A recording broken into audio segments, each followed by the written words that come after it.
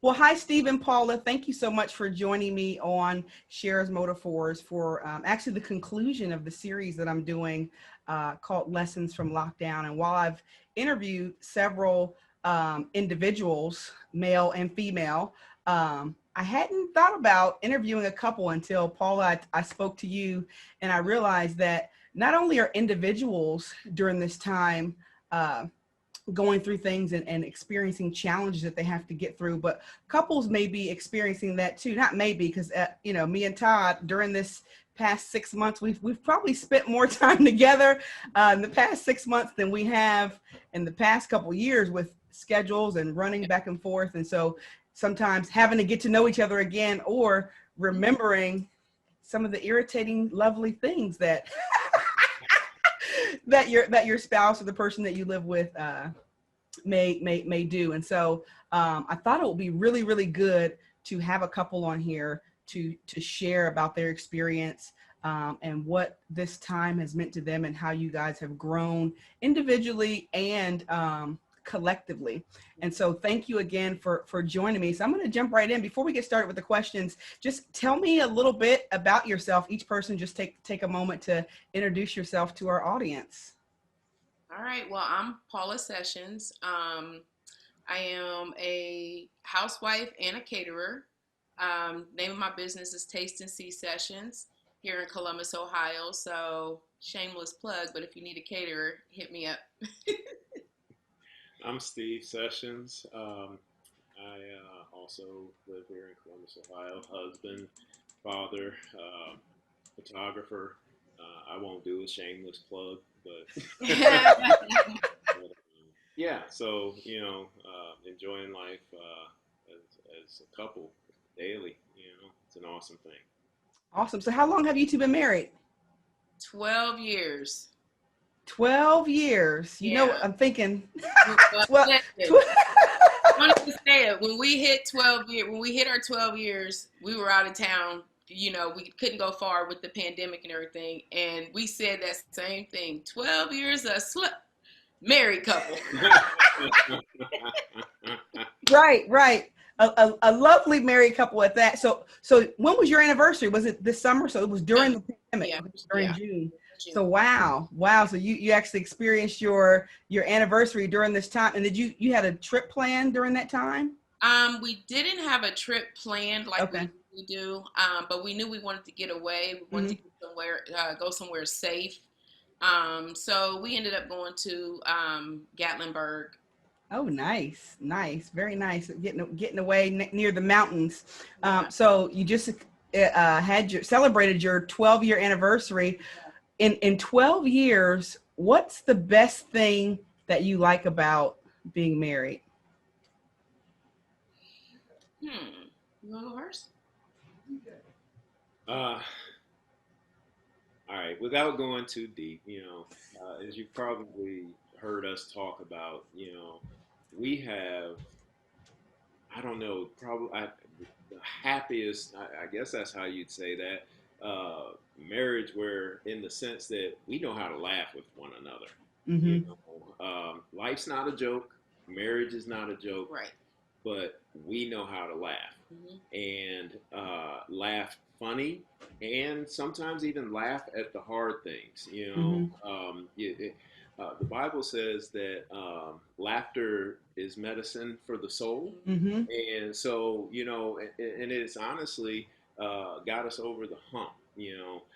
But on the deeper side of it, the constant improvement, the constant betterment of our marriage, just watching it happen when you think that your marriage has reached its peak, it's as good as it's going to get, and this is it levels off, and it just keeps getting better. It keeps surprising you along the way. Not to say that it hasn't had its challenges, but even with the challenges, we look at each other and it's like, wow, we did that. We got past that. It didn't set us back. It didn't, it didn't tear us apart. We just got better. So that's awesome. what I like best about it. I have to agree as far as the growing part goes. But I like to have fun. I know when I first met Steve, we were dating. I didn't really think that he knew how to have fun, um, but he's got a lot better. But seriously, though, I enjoy having fun. I enjoy laughing. I enjoy entertaining. I have an audience of one. You know what I mean?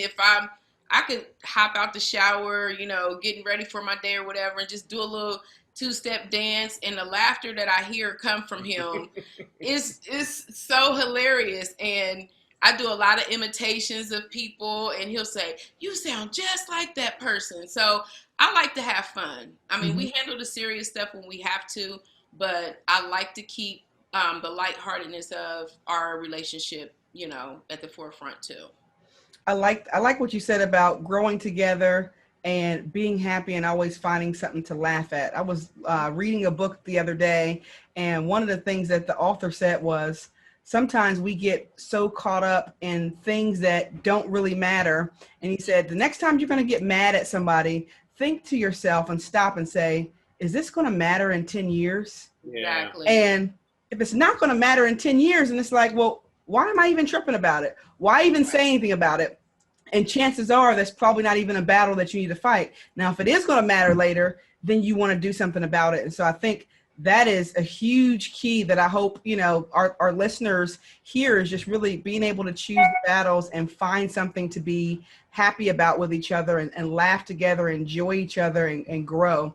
Yeah. So thinking of growing and thinking about just this whole time of pandemic, if you could use, one word to describe this time during the lockdown, during the pandemic and the stay-at-home order, what would that word be, and then why?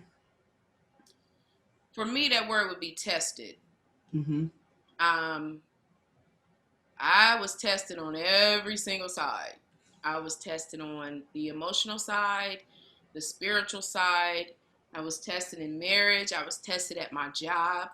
And so, as I'm sure a lot of listeners and people who are tuning in can agree, when it first happened, nobody knew anything. It Mm-hmm. was just an instant fear that a lot of people, some might not even admit it, but a lot of people went into an instant fear of what's about to happen.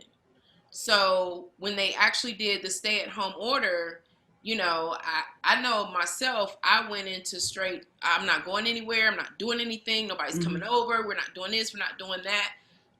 And so that became a time of testing for me because I'm a people person. Mm-hmm. I like to be around people. And so at one point, I was even making Zoom calls to people, or, FaceTiming people. And little did I know how much a FaceTime call meant to somebody. Well, later on down the line, when I stopped making those calls weren't coming to me. And so I was tested in that area. Was I doing it because I wanted somebody to do it for me, or was I doing it because I was genuinely concerned about the person on the other end of that call? I'm tested at my job. They just did not want to follow, procedures. Tested in my marriage. We are together a lot, but never like never like pandemic a lot. So the first few weeks, I mean, it was okay. It was good. I was up every morning. I was cooking breakfast, lunch, and dinner. He even had a snack, and we gained some weight, and things like that. And then I was like, kind of like, I'm over this. Like, this is not.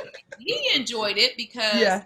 he wants me to be a housewife. You know what I mean? He wants me to be at home, taking care of things, not allowing distractions to come in between, what he would like for me to do here in the home. And so I was tested in that area. I really was. And there were some days where I didn't want to. Mm-hmm. I just did not want to. So. And that was okay. That's the whole thing about it.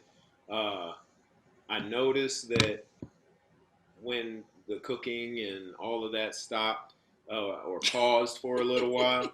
It wasn't so much about, I'm not just going to sit here and be your 12 years a slave. Mm-hmm. I'm gonna, I got a life too. And then I think it may have kicked in, and I don't know, correct me if I'm wrong. It may have kicked in that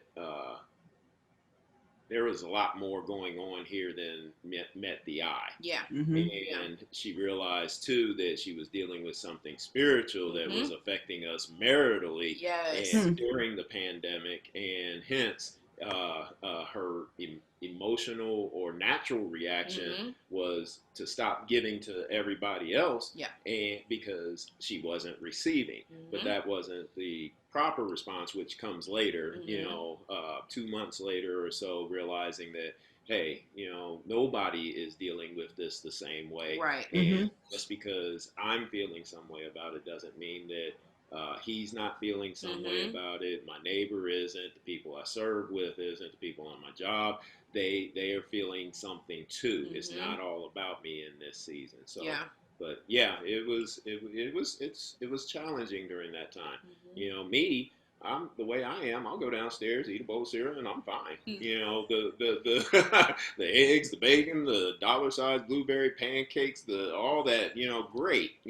But to me, I'm a little more simple-minded. The basics, and you appreciate the basics, and everything else is icing on the cake. You had a great observation, Steve. I like what you said about when you noticed some of the behaviors or emotional, I don't want to say outbursts, but just the expression that Paula was doing during that time. You said it wasn't even about that. There was something deeper. I think being able to even observe and notice that when you see an outward expression that is not what you're used to, it's usually a result of something else, and it's a symptom of something a little deeper. And so if you get upset and respond to that expression, you miss being able to really help your spouse heal or help them get through it, because you're thinking about just how it's impacting you, not realizing that there's something bigger going on. And so I thought that was really, really, really good. So Steve, how would you describe your time of, just stay at home order in one word, and why? I don't know if it's one word or not. It's eye-opening. It was eye-opening. I saw some things in myself, in my wife, in my church, on my job. There were things that I had seen or observed, like I was on the outside looking in, and being a problem solver, had no answers. And for a man, uh, that's difficult to chew on. Not being able to solve the problem, as any man knows that's married. We want to be the superhero. We want to be the fixer. We want to come in, dun, dun, dun, dun, and problem solve, solution, whatever it is. If it's emotional, if it's natural, if the house starts falling apart, whatever. We want to fix this. And there was nothing that I could do in any of those environments that I named. It was really eye-opening, and it made me look at things closely with a magnifying glass, because the solution was there. You just had to dig deep for it. It was so eye-opening. I realized about myself that there were so many things that I took for granted. There were so many things that in my wife that I took for granted. At my job, it was questionable. Were we going to have jobs? People are losing their jobs left and right, getting fired, laid off. 50% of the United States has not. What's going to be my source of income? I didn't properly plan for this. Yada yada yada. So we look. I look at our church, and our church transformed. We went from normal, quote unquote, normal services to an entirely different environment that we had to adapt to in order to continue to minister. The most important thing, So it was very eye-opening. It was and there were some things I even saw about myself that I didn't like. I realized how disorganized I was. I realized how much of a procrastinator I was. I realized even more so, and you see these things and you say, okay, it's not as bad as I've seen some. Mm-hmm. But when you are not prepared, when you procrastinate, Yeah. when you are not, you don't have things in order, when the time comes when you need them to be most, Mm-hmm. you'll find yourself at a loss. You'll find yourself in a world of chaos, not knowing what to do, who to call on, and it's a terrible, terrible feeling to not have a grip on life. Mm-hmm. You think you have a grip on life, you think you have it figured out, and all of a sudden, you get a pandemic. You get a pandemic. Yeah, nobody plans on a pandemic. Right. Well, we might have a pandemic. We better do this, Right. that, and the third. You know, maybe we said somebody might lose their job and we should have 3 to 6 months worth of income set up just in case that happens. All those things we've been ministered to or we've been taught over the years and never thought, and that's the problem here in the United States, I think. I think that we are so, what's the word? Uh, full of ourselves, for lack of a better phrase, that we don't think any of these things that affect the rest of the world can happen to us. Mm-hmm. Yeah. And God showed us differently. Mm-hmm. You know, it's affecting China, and it's going to affect you. You know, nobody ever thought that the country would be as divided as it is right now over a bunch of issues. So it was very eye-opening, to make my point. It's definitely I don't want to say ironic, but maybe just interesting that you chose the word eye-opening, because of the 6 or 7 people that I've interviewed, at least 50% of them said either eye-opening or revealing. And I think in essence what that is telling me is, and these are people just from various walks of life, a lot of people had a chance to really slow down, and where you were running full speed ahead, when you're in a plane, it's hard to see when you're going super, super fast, but when you slow down, you can observe and see things in a different light and see things that you couldn't see when you were going faster. And so having your eyes open, things, revealed to you that you would not have otherwise seen. And so I think that's really it's just eye-opening to me that so many people's eyes are open. And I'm laughing at myself. Don't worry. But anyway, yeah, it's I think that was a great lesson there. So when you think about your experience, which hurdles did you personally face, and how did you overcome them? And then as a couple, were there specific hurdles that you faced during this time that you care to share, and how you were able to get through those times? Hurdles that we overcame. Can I do the one as a couple first? Yeah. If that's okay. Mm-hmm. So I asked you before we started this if we could be as transparent as possible, and you said yes. So there came a point in time where it was pretty tense around here. I was an actual emotional roller coaster. And one of the things that surprised me was that I was still dealing with emotions and emotional things on the level and the degree that I was dealing with them on. So much so that my husband and I mean, we were button heads. We don't fight and cuss and all that stuff, but I can do a silent treatment like nobody's business. And I had left one day and he called or texted me and said, "Hey, can you come home so we can talk?" And I was thinking, like, talk about what? I don't, nothing to talk about. So we go out to grab a bite to eat, and my husband revealed to me that he just wants me to like him. He said, "I just want you to like me. I don't think you like me." Wow. Right. Yeah.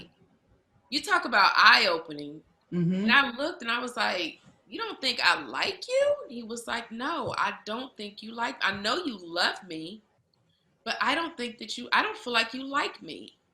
And I sat in the passenger seat of the car, tearing up like I'm about to right now, because that's not a feeling that I ever wanted him to have to experience. Mm-hmm. And in the midst of a pandemic, dealing with these emotional things, the one person who I know, has my back to the end of time, feels that I don't like him. So I had to figure out how to fix that. And he gave me a few, things that a few things that I do to make him, feel that way. The manner that I speak to him, the tone that I use when I speak to him, or the defenses that I take when he, says certain things or whatever, or the snappiness or whatever. So I had to become very mindful of how I spoke to him, how I received what he was saying to me, whether it be a big thing or a small thing or whatever. But I really had to step back and just evaluate myself. And one of the things he said to me was, he said, I hear how you talk to people on the phone sometimes, and you're so sweet, and you're talking to them and build them up. And then when it's me, I just feel like I don't get that. And I was like, wow, I got to fix that. I have to fix that. And so I made it a mission to do that. And I didn't ask him every day, do you feel like I like you? Do you feel like I like you today? Right. No, I didn't do that. What I did was just really become very mindful of my actions, my verbiage toward him, and really concentrated on being kind to him, you know. And then I think some weeks or maybe a month or so went by, and I asked him then, am I getting better? Have I, have you seen anything? And he was honest, and he was like, yeah, a little bit, So that just let me know. I didn't get upset. Yeah. I said, you know what? He said a little bit. So now I need to go the extra mile, and I need to go the extra mile, until it becomes part of my lifestyle, making sure that my husband knows that I not only love him, but that I like him too. And, there are days where, as married couples, we don't always like each other. Nope. Right. But they should never walk away feeling all the time that my spouse does not like me. So, Right. that Right. was, yeah, that was very eye opening for me. Yeah. Thank you for being transparent and sharing, because those are real feelings and emotions. And I want to say the fact that he was able to come to you and share that shows that y'all have a strong relationship, because some husbands may not feel like they can go to their wife and say, this is how I feel. And so when a man is able to open up and share their feelings, I think that's always a good sign that they feel safe to be able to open up. And then your response is just, very wonderful. And I'm going to repeat it just because maybe somebody listening needs to hear, being able to be mindful, because unconsciously we respond with our comfort zone when we're going through something, and we can put on airs for everybody else outside of our home or the people that are not closest. And then we feel safe enough to just unleash on those who are the closest to us, not realizing. And it takes being mindful, like you said, to think about, how am I responding? And so I think that is just so beautiful. Thank you for sharing that. Yeah. Well, with me, wow, that's I really don't want to touch that, because it's as a couple, that was a challenging time. Yeah. The challenging time, most challenging time during the entire pandemic, relationally, and we're talking, we're being candid. There weren't any entanglements. That's what I feel like. I'm so glad. But yeah, that was it was very trying for me, because things were rocky. Things were rocky, and the rockiest they had been in the 12 years. Yeah. And at one point, I had reverted to an old way of thinking and began to prepare my mind and heart for that old way of thinking. And to be clear, I've had been married before a couple of times, and I started reverting back to, okay, this one's about to be done. I can't do this, yada yada yada. And if that's what it's going to be, that's what it's going to be. However, you got to cast certain thoughts down. Yeah. You have to teach yourself, when these things come up in your mind, you know where it's coming from, and it's meant to destroy everything that you have worked so hard for, Yeah. in the marriage, in your life. I've invested in this woman. You think about, okay, I put dollars, heart, everything, mind, body, and soul into this woman, and and now you're just going to throw it away because you got a little stressed out. Right. Mm-hmm. And it won't be the last time our marriage will be tested. But once again, what I said earlier, it applies here. We got better, Yeah. and we got stronger. So it's honestly, it's par for the course. If it wasn't for the testing, we wouldn't see the blessing. That's I hate right. to sound Yeah. Jesse Jackson-ish, but if everything was all hunky-dory and happy-go-lucky all the time, our marriage wouldn't have any substance. Yeah. Right. This just solidified it. It's I'm putting the positive spin. It may have been a hurdle. It was a big hurdle for both of us. And when I thought about the question, I was just like, hurdles. I'm going full steam ahead, and there's something in my way preventing me from reaching my goal. And if we're talking marital goals, a prosperous marriage, this pandemic became the hurdle. Yeah. And we said either we're going to get through this or that hurdle, something about a hurdle. I ran track when I was in my younger years, and I ran hurdles, and it hurt when your foot got caught on the hurdle and you fell on your face. And I said either you're going to fall on your face or you're going to clear the hurdle and you'll get to the next hurdle. Yeah. There will be hurdles, and the sooner we realize that, the better, and you can properly plan for it and make sure you're in stride, in form, and where you're supposed to be in order to get over the hurdle. That's awesome. I like what you said, in stride, in form, and where you're supposed to be, getting back to that place where you need to be, not just physically, but emotionally and mentally. And I appreciate the two of you being candid and real, because these are real feelings that every couple feels at one point or another in their relationship. At one point, everybody feels like, I may have to just walk away. I don't know if I can do this. Yeah. And I think those are the times where you realize that you really, really want to be there.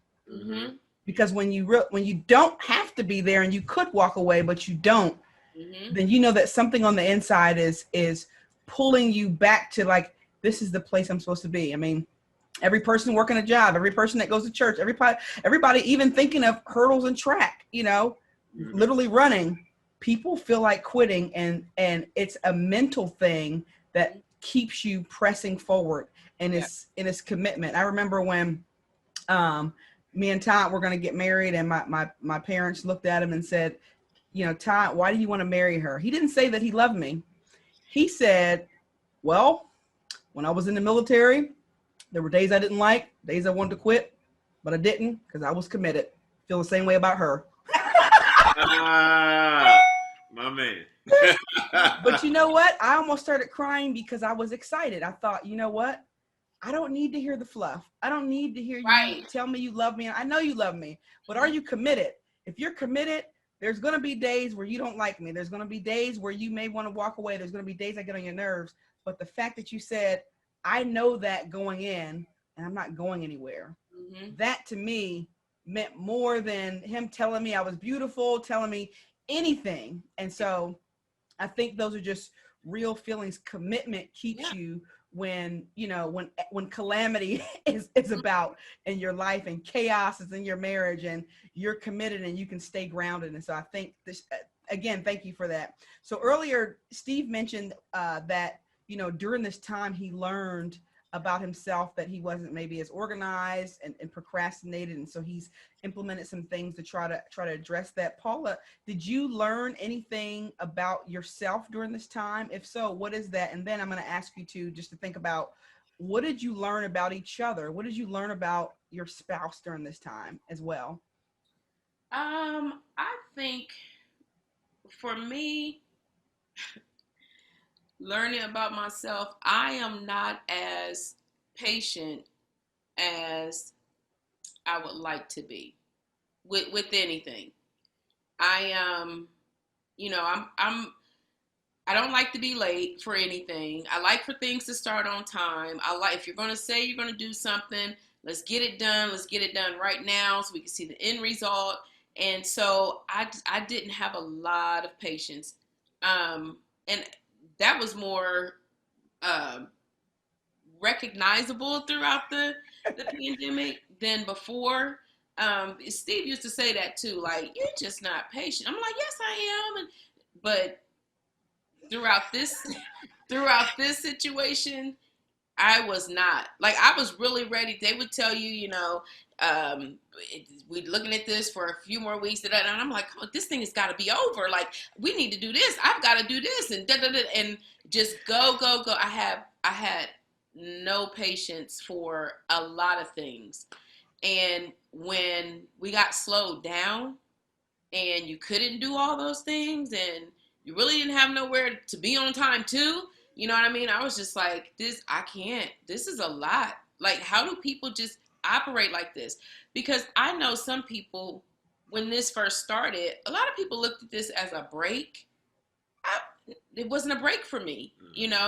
I still needed to try and figure out how to keep life moving as normal as possible, and I just didn't have the patience to figure that out, and it was just a lot for me. So yeah, I'm not as patient as I thought I was. And did you learn anything about Steve during this time that you may have not recognized before? Um, there are times I pick and choose my battles. Um, and one of the battles that I chose not to fight was his lack of organization, like he mentioned earlier. And he said he knew that, he found that out about himself. But early on in the marriage, I was trying to be that perfect Patty type wife or whatever. No clothes in the basket, food on the table, clothes picked up, shoes put where they go. And with the pandemic, there's a lot of days where he just got dressed from the waist up. Um, he just got dressed from the waist up, and there'd be clothes over here, shoes over there, this over there. And so I was like, he's not as organized as I would like for him to be. But recently we had an eye-opening experience where organization had to become a part of both of our lifestyles, not just mine. Because he usually makes jokes like, you just cleaned that. Can you wait till the dust fall on the table before you wipe it up again? And I'm just like, I just don't like. But we've been taught, and we've learned this from our very own man of God, that when you have so much clutter and stuff around you, um, that's indicative of how you live your life. And so we're like polar opposites in that area. I have a place for everything in my house. My shoes, my clothes, my food, everything has its place. And so we started purging the house, getting things out. And the smile that came upon his face once he had got rid of stuff I've been asking him to get rid of for like the past 10 years of a 12 years marriage. The smile that came on his face, it was just like, wow. I mean, he looked around and was like, we accomplished something, you know? So it was a little thing, but it was a big thing for both of us, you know? It was a big thing for both of us. Yeah, cleaning out, getting rid of a bunch of things. Not that we, people come over and they say, your house isn't a mess. Right. We've had inspectors over and some work done around the house and everything, and I'll say, excuse the room, or excuse me, and say, you call this a mess, you should see something, and I'm just like, but I know my wife's thinking and what she considers, and it's all about, not so much the clutter, but the fact that it wasn't organized. It wasn't categorized by what's important, what needs to get shredded, what needs to get, thrown away completely, what's safe. Just organization, and then the fact that it was cleared out, and I was just like, man, now it looks like we have 1,500 square feet, before it looked like half of that. So yeah, that's important. That was important. Yeah, I think I definitely had a similar experience where I went through all of the clothes that I had in totes, and I got rid of literally 11 trash bags full of clothes of Mm. mine and 5 bags of my son's stuff. And Wow. it felt so good because I've kept things probably for like 15 years, like shoes and clothes, that especially after gaining weight, I was like, one day I'm getting back in that. And I realized that day, that day may not come.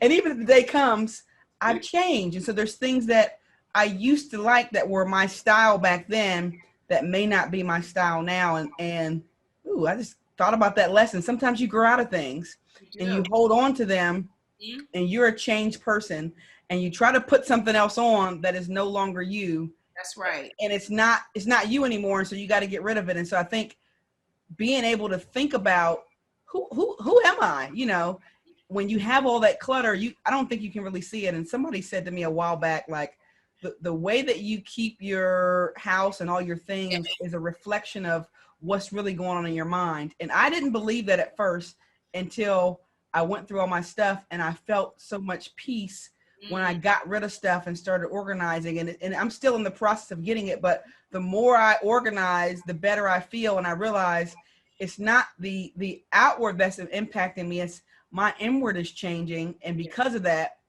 I'm less tolerant of the mess. I'm less tolerant of the things because I'm aware, and I'm like, man, this isn't who I am. And so I think I had a similar experience. Yeah. And while we were purging, getting rid of all the clutter and things, he would get sidetracked by something, in whatever. He would find something in there and want to try to hold on to it. But I had like tunnel vision. I was just like this. And I was like, no, babe, you haven't used it in the last 6 years, throw it away. Or, you know what I mean? And I had to take that tone on, because if not, we'd have a trash bag of clutter that he want to keep that he hadn't used. You know what I mean? And so I'm just one of those ones. If I'm not using it over a certain period of time, 2 or 3 years, it's in the garbage. It's in the garbage.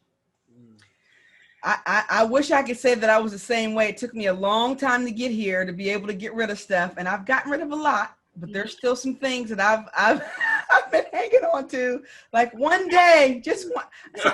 He can relate. I will buy, like if something's on sale, sometimes I'll buy it and keep it and think, well, one day I may need to, have this to give as a gift, or I may need to have it. I might need it. And then I'll just, I'll keep it. Yeah. Absolutely. But I won't tell it myself there. I'm going to segue to something else.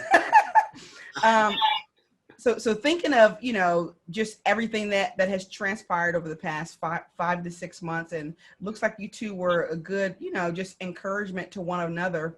But have you read or listened to anything during this time that inspired you or encouraged you? So there is a page or whatever on Instagram, and it's called the Motivational Quote. And so I'll go on that page every now and again, and just it'll give you something really motivational for the day, or something that you could take with you on your week. And then the Bible app has been really good with putting out things on a daily basis for people who are dealing with anxiety, depression, loneliness, lack of joy, that kind of thing. But they've geared everything toward how to handle those things during this pandemic. And I don't know if they really know, but those things should have been in place anyway prior to that. But so I'll get up early in the morning and start reading something on one of the two apps. And sometimes Steve will roll over and he's still sleeping, groggy. He'll be like, "You researching?" And I'm like, "No, I'm reading." It's probably like 4 or 5 in the morning or whatever. So I find that when I get up that early in the morning, find myself a quote that I could probably take with me throughout the day, or read something in the Bible app that's geared toward what people are actually dealing with in this time. That's what I usually do, because I think you said something earlier about everybody is dealing with, this pandemic in their own way. But the one thing that we all have in common is the pandemic, you know, and Mm-hmm. so there's something out there for everybody to be able to know how to handle, how to navigate it. You just have to open your mind and want to know how, you know, to navigate through this situation. So, you know. Yeah, absolutely. I agree with that 100%. You know, I'm not, honestly, I'm not a big reader. Um, No. Not at all. I listen. I listen well. And I think the term is I'm kinetically connected, Mm-hmm. where I'm a doer. I hear instruction and I'm quick to apply it. Mm. And and I think in this season, I do have some motivational speakers that I listen Yeah. to. Mm-hmm. I have some pastors that I listen to just as a practice. I'll have it playing in the background while getting ready, or when I'm working on something else, and I'll just have that sewing into me. You Mm-hmm. know, Mm-hmm. so there are a lot of things that Miles Monroe may have said, or Mm-hmm. Dr. Tony Evans may have said, and just constantly, you know, keeping you aware that this is what it is, Yeah. you Mm-hmm. know, the so-called pandemic, Mm-hmm. and it's the biggest distraction you've ever faced. Yes. And you talked about some things that we learned about ourselves. One of the things that I learned about myself was that I'm easily distracted. Mm-hmm. You know, I'm easily distracted. So for Stephen, you know, what better to get him off course than the biggest distraction this world has ever seen, Mm-hmm. you know? So while that's playing in the background and always keeping me aware of exactly what is going on, then I'm able to stay encouraged. I'm able to keep my head up, fight the good fight, you know, be encouraging to others, because as encouraging as we are to other people, we need to encourage ourselves. Mm-hmm. You know, that's so vitally important. And having our own pastor, Jeff Haygood, being connected to him, and, you know, talking to us on a level, you know, that's not always just pastoral, you Mm-hmm. know, but in a way that, you know, we can relate to. Yeah. And having these three voices, you know, constantly in your ear, and letting you know, fight the good fight. Mm-hmm. Hang Mm-hmm. in there. Don't give up. Don't give in. This too shall pass. You Amen. know, and that's you know. I'm sorry, I'm not a big reader. No, I mean it's not even about reading. It's just what are you filling yourself with to inspire you. So whether it's reading, listening, whatever, I think the point I was just making is I see so many people like even consuming so much news and so much media that's geared towards Yeah. getting your focus, you know, and attention on the negative, that your attitude, you know, it's hard to keep a positive attitude when you're looking at that. So whether you're listening to audiobooks, listening to podcasts, you know, reading a physical book, reading quotes, whatever, I think just, you know, giving the listeners ideas on what they can do. Because like you said, Steve, some people may not want to pick up a physical book, but they can listen. Like I'm a person, I'll read physical books, but I'm more so a person that likes to listen. So like while I'm getting dressed or doing something, I'm listening to podcasts, I'm listening to motivational speakers, I'm listening to some, I'm not even that much of a music person. Like I don't listen to music that much. I more so listen to things that like teaching or podcast or things like that, or books like audio books that I'm listening to. And so, but filling my mind with those things help me to stay focused on what's most important. Yeah. mm-hmm, mm-hmm. Yeah. You know, we used to be we when we were both working outside the home, the first thing we would do, you know, after starting our morning, we would turn on the news for the weather. Knowing we can get the weather on our phone, we'd turn on the news for the weather, and our minds would just be you know, just saturated with everything that was going on in the world. So we stopped. We completely changed the narrative. We don't wake up first thing in the morning turning the news on. You know, we're movie buffs. If we watch anything, we're watching movies. But the news, I mean, we totally had to step away with it because the media has an agenda too. And so it got to a point where I know I would hear it and I would just be like, oh my God, again?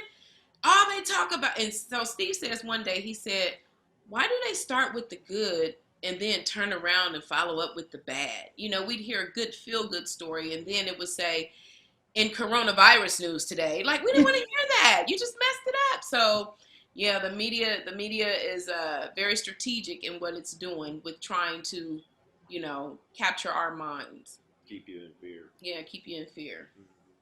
Yep. Yeah. And when you're in fear and when your emotions are, all over, and especially being in the house with, your spouse or the person you're in a relationship with, there can be emotional times, even as you guys have this, described earlier, and you were able to push through it. So in thinking about that, I had read and heard on several occasions that even like domestic violence is up during this time in couples. And so I don't want to ignore that fact. I really want to help people who may be still struggling emotionally together. What advice would you have for those couples or individuals who are struggling emotionally still during this time? Wow, that's a big one. Domestic violence. I would probably say, it's easy to say get out. Um, that's like the easiest thing for anybody to say, but I don't know. I would probably tell, couples to, just kind of step back, reevaluate the situation, try to find out what the core of the contention is, because it's always something that leads to that type of violence. So I would probably say step back, reevaluate, um, try and put yourself in a sense of calm if you can, if Mm-hmm. that makes any sense. But try Mm-hmm. and put yourself in an atmosphere, even if it's in two different parts of the house or whatever, to just sit with yourself for a few minutes, Mm-hmm. instead of lashing out and being angry at the spouse or, boyfriend, girlfriend, whatever. And then take into consideration why you're doing that. Like, what is it about this situation that's forcing me to, want to harm my spouse physically? And I think for me, just to be honest, I've dealt with domestic violence before, um, but I was one who would retaliate as well. So you have to find ways to protect yourself. If there's children involved, I know you have to find ways to protect the children. Reach out to somebody. There's some hotlines out there that I'm sure Mm-hmm. that are open right now at this time. Call a friend, a really good friend that could probably pour into your life. Talk to you from a perspective of trying to help you versus, egging the situation on or whatever. But reach out to somebody if you can. The best thing to do in those situations is to kind of like pull yourselves away from each other for the time being, reevaluate, but reach out and talk to somebody. There's somebody out there to talk to. So I would say, start there. Find somebody that you can confide in. Let them know what's going on. Don't be ashamed about it, Mm-hmm. because the only way that somebody's going to be able to help you is if you are transparent about that situation. Yeah. And just to add to that, a lot of people may be experiencing domestic violence Mm-hmm. for the first time, Mm-hmm. and it's hard to really look at what the core of the issue is. We Yeah. talked about that earlier, and it's a lot of pressure. But the statistics reached at one point half of the United States was unemployed. Mm-hmm. And being without a source of income, and you have mouths to feed in the house, and you have to keep a roof over your head. Yeah, the government did a few things, to prevent evictions and power from being shut off and that sort of thing. But even so, you knew that that was for a little while, and that we still had to be able. So the pressure from within Mm-hmm. is the root cause. And I think that if people can step back, as Paula said, out of their emotions, just for the briefest of moments, and take a deep breath. Get out. If you have to, go ahead, get out of the house for a couple of hours. Go take a walk. Calm down and realize that this is temporary. This is Mm-hmm. Yeah. temporary. Step two. get connected with some people. We're connected. Really connected with our church. So we have resources available in our church. We have resources available in our family, and even if we had to go to somebody, that's available to the public, you have resources available to be able to deal with the emotions and the pressure. Realize that you are not alone. You are not alone going through this. And I know it can feel very lonely. And the first thing you want to do, and I know abuse comes in many forms. It doesn't always have to come as a physical blow. Abuse can happen, verbally. What are you worth? You aren't even doing anything to help the situation. I wish you weren't here. Why did I marry you? These things dig deep and can pile on each other. So, get connected with some people that are married. Share your experiences. Find other outlets to talk about these things other than directing all of your anger, all of your emotional intensity on your spouse. Find another outlet. Hey, go take a karate class. Whatever you got to do to release that tension. The third thing, and this is just how I've thought about this. The third thing, get back to your honeymoon.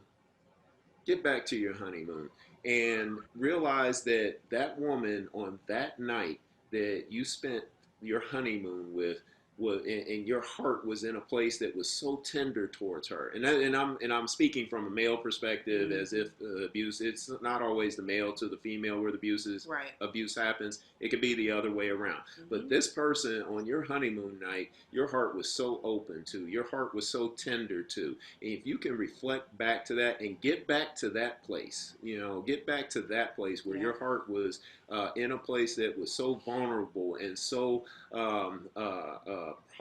pliable to the point where you would do anything for this woman to make her happy that day, that night on your honeymoon. Get back to that in that mental place. So those are the three things I really didn't have an answer at first, but after sitting here and thinking about what is the core issue, go back to what the core issue is behind the domestic violence. And if you have any wherewithal, any wisdom about you, any level of intelligence, a small voice in the back of your head is definitely saying to you, I should not be saying these things to her. I should not be doing these things to her. Listen to that voice. Listen to that voice. It will guide you away from any act that will prove detrimental in your marriage that will affect you 10 years from now. Because I guarantee you that for a long period of time, even after this is over, the damage that your words or your actions have caused will echo in the head of your spouse. And that's what you don't want. You want to silence that voice. Capture it. Cast it down. Yeah, I like what you both said about taking a step back. And then as we conclude, I'll just add one thing to that, recognizing that your spouse is your teammate, and so in the midst of chaos, in the midst of trouble, sometimes you can look at your spouse as an enemy when really you're fighting together. And if you lose, they lose. And if they lose, you lose. And so realizing that you're a team. And like you said, Steve, getting back to the honeymoon period, the honeymoon phase where you realize why you selected this person in the first place, and know that if you can fight together, you can get through anything. And so thank you so much for taking the time out with me. As we conclude, if listeners want to connect with you online or your photography business or catering, how can they reach you? Well, I'm on social media platform, Facebook, so they can reach me at Taste and See Sessions on Facebook, or you could just hit me on my inbox at Paula Sessions. I'm also on Instagram under Nehemiah 2008. So those are the two platforms that I use right now. Yep. And I can be reached as well on social media. You can find me on either platform at Steve's Photo Sessions. Or you can email me at owner@stevesphotosessions.com. All right. Thank you so much.